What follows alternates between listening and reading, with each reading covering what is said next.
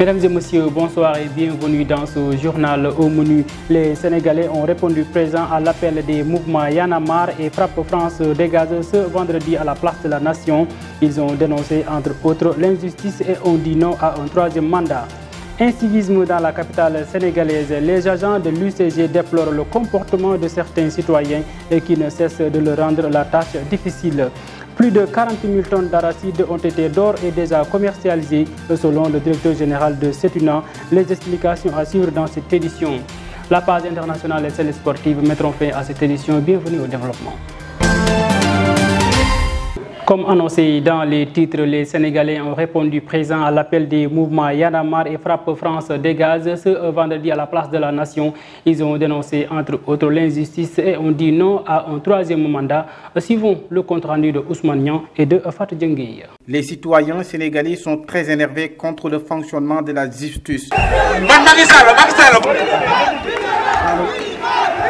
Des politiques, des organisations syndicales, des mouvements citoyens comme Frappe France Dégage se sont retrouvés pour dénoncer les 2 poids 2 mesures qui existent au sein de la magistrature. Policiers, du pays, des gens qui viennent provoquer pour saboter notre manifestation. Ngeen pas du dëgg du yoon. Tay nak li nga xamné mo ñu fi indi. Moy yoon bi nga xamné dañoo né dafa jeng. Yoonu Sénégal dafa jeng. Parlant de l'injustice, les ex-travailleurs de France Place en sont victimes. C'est la date depuis 2003. Depuis 2003 jusqu'à présent, ils refusent de payer avec la complicité en fait des autorités en quelque sorte. Une question aussi est sur la table. Le Yanamariste Tchad et le leader politique Dambodj alertent le chef de l'État et disent non à un troisième mandat. Macky songal chômage du jeunes dan ko. Macky songal problème sénégalais nga dan ko. Macky sa lewdo ak wa France fexel nga dan. Mais layam yi comme niko dam di waxe 2024 daf ñuy abal ndaxte réew mi doyal nañu gouvernance Macky Sall doyna réew mi doyal nañ kenn àndatul ak moom daf ñu war a abal. Ces citoyens sénégalais interpellent le pouvoir judiciaire et le pouvoir exécutif pour une justice équitable et estiment que la justice doit être rendue au nom du peuple et non pour un groupe de personnes. En conférence de presse hier, la coalition Yewwi Askan Wi a abordé beaucoup de sujets d'actualité tels que la politique. Déthié Fall, le mandataire national, a évoqué des tentatives de fraude au niveau des listes électorales. Je vous propose de l'écouter. Nous vous avions dit ici que le ministre de l'Intérieur et ses services travaillent tous les jours à fragiliser l'opposition de façon générale et Yewwi Askan Wi en particulier. Nous avons noté dernièrement avec la distribution des cartes, parce que c'était le 8 décembre que cette opération avait débuté et jusqu'à présent elle court. Mais on a constaté déjà des tentatives de fraude, des tentatives de nivellement de l'opposition dans certaines zones et c'est ce qui est relevé au niveau de Ziguinchor.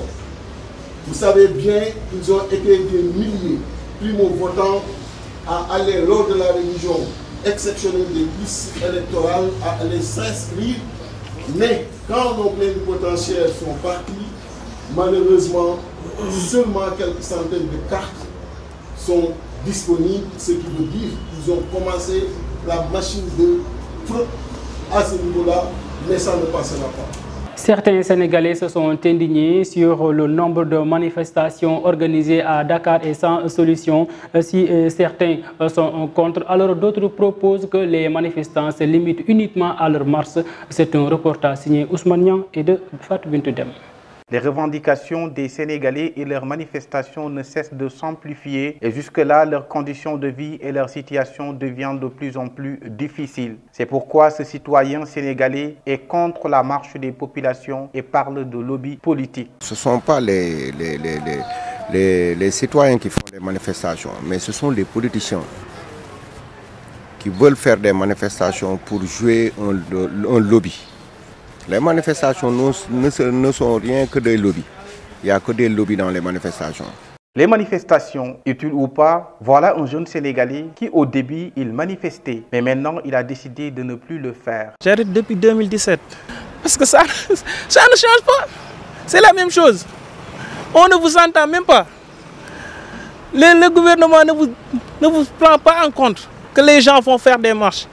C'est pour cela. Au contraire, cet étudiant, il pense que manifester c'est un droit, mais il faut le faire conformément à la loi. Certes, on peut manifester, mais tout en ne pas saccager tout ce qui est domaine, tout ce qui est les bâtiments, parce que c'est l'argent contribuable même des personnes là qui font ces manifestations. Ils sont nombreux les Sénégalais qui n'arrivent pas à comprendre le sens de faire autant de manifestations sans gain de cause. Pire, les empêche de bien mener leurs activités. En cette période préélectorale, les hommes politiques sont souvent taxés à faire des sacrifices humains, un acte déploré par certains Sénégalais qui lancent d'ailleurs une alerte aux parents de bien garder leurs enfants. C'est un reportage de Barthélémy Colly et de Cherkey. Au Sénégal, en cette période de pré-campagne électorale, les hommes politiques usent de tous les moyens pour accéder au pouvoir. Certains n'hésitent pas de faire des sacrifices parfois humains pour gagner. Toutefois, ces actes dépendent de la croyance de certains hommes politiques. Bon, en fait, parlant des sacrifices que les gens opèrent, je pense que bon, c'est vrai que c'est plus visible lors de des joutes électorales. Mais de tout le temps, ici au Sénégal, les gens opèrent à des sacrifices. Hein. Les gens font des sacrifices et ces sacrifices se font selon les croyances des individus. Il y a des gens qui te diront que jamais tu me verras faire des sacrifices. D'autres le font au quotidien. Donc c'est ça quoi en fait. Maintenant, à la question de savoir si ces sacrifices sont utiles, je ne dirais pas que ce n'est pas utile. Parce que, comme je l'ai dit tantôt, tout dépend de la croyance de l'individu. Celui qui croit que les sacrifices pourront lui tirer d'affaire, rien ne l'empêche de les faire. Et celui qui pense le contraire ne le fera pas aussi. Quant à l'utilisation de ces sacrifices, ce monsieur trouve inopportun. En fait, ça dépend aussi des contextes. Pour moi, tant que c'est des sacrifices sur la base de la religion, il n'y a pas de problème. Mais il y en a qui sont prêts à tout pour le pouvoir. Il y en a qui sont prêts à sacrifier même des humains. Donc pour le pouvoir, pour moi, ça vaut vraiment pas la peine. Quoi. Pour moi, ça vaut pas la peine. Bon, il y a quelque chose qui peut paraître bien pour une personne et paraître mauvaise pour une autre personne. Alors là, ça dépend aussi de la personne. Si c'est une personne qui est mal intentionnée, ils s'en foutent de ce que ça peut leur coûter, que ce soit des vies humaines ou pas. L'essentiel pour eux, c'est d'accéder au pouvoir. Par ailleurs, il interpelle les parents des familles à la vigilance. Ça dépend. Il y en a qui sont tellement, comment on dit, il y en a qui sont tellement méfiants sur certaines choses. Ils prennent bien soin de leur famille, surtout pour les enfants. Ils prennent bien soin des enfants. Il y a trop de sacrifices d'enfants. Donc, au Sénégal, ici, c'est dans plusieurs domaines. Dans le domaine de la politique, dans le domaine des combats de lutte. On voit à chaque fois qu'il y a des combats de lutte, il y a des sacrifices qui sont faits. Et quand c'est la période de campagne aussi, pareil. Des fois même, c'est même pas dans les familles, mais c'est entre eux-mêmes. On voit des politiciens qui quittent un lieu A pour aller à un lieu B. Et à chaque fois, c'est des accidents en cours de route et c'est des morts qu'on enregistre. Alors là, tout ça, ce sont des choses qui font partie des sacrifices aussi dans le cadre de la politique. Quoi. Voilà. Et pour les familles, bon, moi je dis à tout le monde de prendre soin de leur famille. Tous les moyens sont bons pour accéder au pouvoir, a-t-on l'habitude de dire. Mais le fait de faire des sacrifices parfois humains a-t-il sa place d'être. Pendant la période préélectorale, les parents sont appelés à être vigilants et à protéger leurs enfants. Parlons à présent de la campagne de commercialisation de l'arachide. La Sonacos a collecté plus de 40 000 tonnes d'arachide selon le directeur général de Setina, Mohamed Faye. Il a confirmé le bon déroulement de la campagne au micro de Bassine Lognan. Je dis, il n'y a pas d'objectif fixé pour cette année. Alors, Sonacos est prête à acheter toute la quantité de graines produits.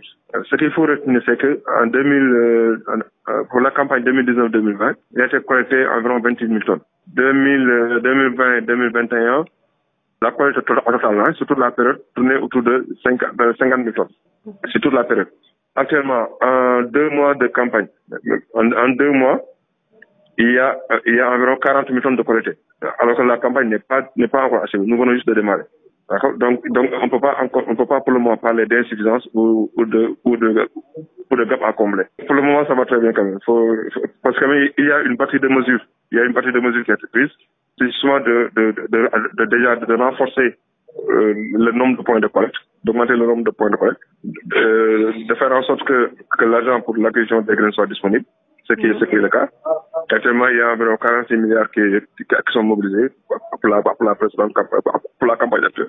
Les agents de l'unité de coordination de la gestion des déchets solides montent au créneau. Ces derniers réclament plus de considération, mais déplorent également le comportement de certains Sénégalais qui ne cessent de leur rendre la tâche difficile. C'est un reportage signé Seynabou Dia et de Fatou Djengueye.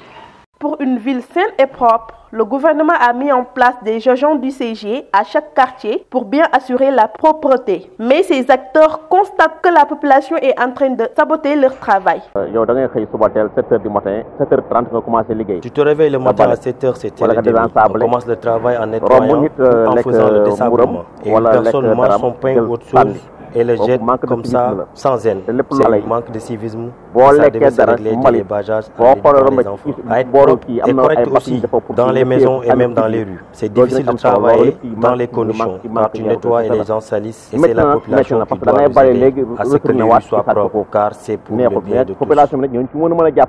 Cet étudiant pense que c'est de l'incivisme. À mon avis, ce n'est pas du tout responsable puisqu'ils sont là pour mettre la ville au propre, pour mettre tout au propre. Donc je ne vois pas pourquoi les gens ou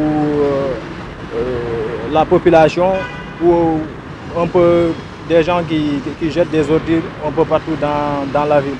Pour moi, à mon avis, ce n'est pas du tout responsable. Ils devront au moins avoir des actes de civisme et aussi participer à la propreté du Sénégal. Pour parer à ces situations, nos interlocuteurs trouvent des solutions. Il faut mettre en place des points de sécurité, comme ça on va veiller à ça. Et celui qui jette toujours des ordures dans les places publiques ou bien dans des places réservées aux personnes ou autre chose, comme je t'avais dit, à la place publique. Comme ça on va aller faire des amendes. Que le gouvernement puisse participer à ça et aussi mettre des points de sécurité à chaque lieu de public. Par exemple, ce lieu-là, ça mérite d'être sécurisé au moins. Un adage dit « l'esprit sain dans un environnement sain ». La capitale doit être propre, mais pour que cela soit réalisé, il faut lutter contre l'incivisme. Cette période de la fraîcheur n'est pas la bienvenue aux vendeurs de l'eau dans la capitale sénégalaise. En cette période, au niveau de Rond-Point 6, les vendeurs sont comptés et leur chiffre d'affaires ne cesse de baisser. C'est un reportage signé Ousmane Niass et de Fatou Bintou Dem.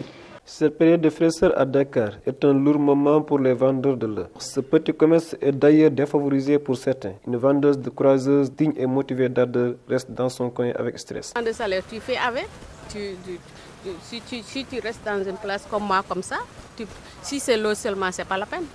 Il faut que tu fasses autre chose. La période de la chaleur est plus adéquate pour nous. En ce moment de fraîcheur, c'est dur pour payer le transport et les loyers. Mais on est des croyants, on restera pour toujours. Tu peux rester deux ou 3 mois sans payer location. Oui, parce que l'eau ne va pas. Si c'est l'eau seulement, ça, il faut marcher. Il faut marcher en période du calcul. Ça, tu peux vendre de 4 à 5 sachets d'eau par jour.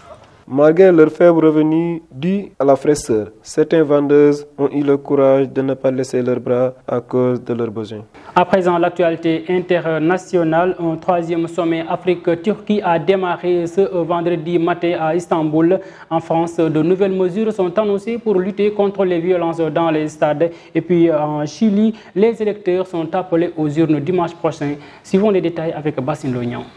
Démarrons l'actualité internationale à Istanbul. Débute ce vendredi 17 décembre le 3e sommet du partenariat Afrique-Turc des leaders et ministres de 39 pays dont 13 présidents sont attendus. La cérémonie d'ouverture de ce sommet repoussée 2 fois à cause de la pandémie doit débuter dans la matinée moins de 2 mois après le sommet de partenariat économique. L'objectif déjà affiché de Recep Tayyip Erdogan lors du sommet d'octobre est de doubler le le montant des échanges commerciaux pour atteindre au moins 50 milliards de dollars. Il n'était pas que de 5,4 dollars en 2003, mais depuis le président turc a lancé une réelle offensive, 38 voyages en Afrique dans 28 pays. La compagnie aérienne nationale dessert désormais 68 destinations sur le continent. Et puis en France, pour lutter contre les violences dans les stades, des mesures ont été annoncées à l'issue d'une réunion ce jeudi 16 décembre entre les ministres français de l'Intérieur, de la Justice et des Sports, des représentants du football professionnel, du corps arbitral et des préfets. Le fuite d'une réflexion lancée après l'interruption de la rencontre au LOM fin novembre. Le capitaine marseillais Dimitri Payet avait été touché à la tête par une bouteille d'eau jetée des tribunes à Lyon. L'objectif de ce travail et de ces mesures, c'est avant tout de clarifier les choses en cas d'incident, de se doter de règles précises pour éviter les flous artistiques du 21 novembre dernier au groupement Stadium de Dessène, près de Lyon. Il avait alors fallu 2 heures de transaction pour en arriver à l'annulation du match. Désormais, le protocole est simple. À partir du 1er janvier prochain, si un joueur ou un arbitre français est blessé par une intervention extérieure, le match est systématiquement et définitivement interrompu. Pour tout autre incident, une cellule de crise est mise en place pour une prise de décision sous 30 minutes maximum. Terminons cette actualité internationale. Ce dimanche 19 décembre, 15 millions d'électeurs sont appelés aux urnes au Chili pour choisir qui succédera au 13e populaire président Sébastien Pinera. C'est l'élection présidentielle la plus importante depuis le retour à la démocratie il y a près de 30 ans, 2 ans après des manifestations historiques contre les inégalités et en pleine rédaction d'une nouvelle constitution qui pourrait remplacer le texte hérité de la dictature du général Pinochet. Dimanche, l'ancien leader étudiant de gauche Gabriel Boric sera opposé au candidat d'extrême droite Jorge Antonio Cast. Les deux hommes donné jeudi leur dernier meeting. Le sport, parlons à présent de la participation des journalistes sportifs au Cameroun. Ils ont été édifiés sur les conditions de participation. Je propose d'écouter Yambaï Sen, un chroniqueur sportif qui nous donne plus de détails. Il faut s'accréditer avoir une accréditation de la Confédération africaine de football, la CAF. Tout journaliste doit s'accréditer. Tu es déjà accrédité. C'est le journaliste qui doit s'accréditer. C'est le journaliste qui doit avoir sa boîte mail. C'est le journaliste qui doit s'accréditer au niveau de la CAF et tout ça là. Après l'accréditation, maintenant, si elle est acceptée, maintenant il faut une somme de 1,3 million, hormis le billet. Le billet, ça coûte 700 ou 800 000. Maintenant, ça fait un total de 2,1 millions. Voilà, c'est ça. Il te faut aussi une caution de 700 000 à déposer au préalable. On va donner la date, le 29 ou le 30. Arrivé sur place, on va restituer la somme d'argent tout en prenant les dépenses que le journaliste doit effectuer, doit faire. Sport toujours, c'est la bataille médiatique entre les pays africains et les clubs européens qui menacent de retenir les joueurs africains. En tout cas, selon notre confrère Ansou Mané, il est temps que la CAF se montre respectée. Nous l'écoutons au micro de la TIFA. L'association des clubs européens qu'on appelle ACE qui a demandé, pour la plupart des clubs qui la composent, qui ont demandé, en tout cas émis plutôt une menace disant que l'emplacement de la Coupe d'Afrique des clubs ne les arrange pas et ils ont menacé de ne pas libérer leurs joueurs. Pour la plupart, c'est une bataille médiatique pour moi qui a été enclenchée par une partie des médias français dont RMC, BMTV et autres médias occidentaux qui ont essayé d'intimider un peu la Confédération africaine qui, en le chassant déjà sur le plan des infrastructures, n'avait pas donné une communication assez convaincante par rapport aux infrastructures sportives au Cameroun déjà. Mais je crois que c'est peine perdue. La loi ne dit rien. C'est cette fois-ci, pour moi, l'occasion est bien choisie pour la Confédération africaine de football de se faire respecter, mais aussi aux dirigeants du football africain de se faire respecter, aux fédérations, je veux dire, aux pays qui ont leurs joueurs en championnat. C'est vrai, les clubs sont majoritairement les actionnaires financiers qui font employer les joueurs. Mais est-ce cela suffisant que quand une équipe nationale a besoin de son joueur, qu'il n'est pas blessé, qu'il ne peut pas le mettre, le club ne peut pas le mettre à la disposition de son pays? C'est gravissime pour moi, c'est inadmissible et c'est aussi une bataille médiatique. Il ne faut pas prendre l'affaire sur un tournant où on ne l'attendait pas. Mais pour moi, c'est une bataille médiatique dans laquelle voilà, l'Europe déjà a réussi ce coup de prouesse, disons, entre guillemets. Merci beaucoup Ansou Mané, c'est la fin de cette édition. On vous donne rendez-vous demain au Grand JT consacré au résumé de l'actualité au Sénégal. Bonne fin de soirée.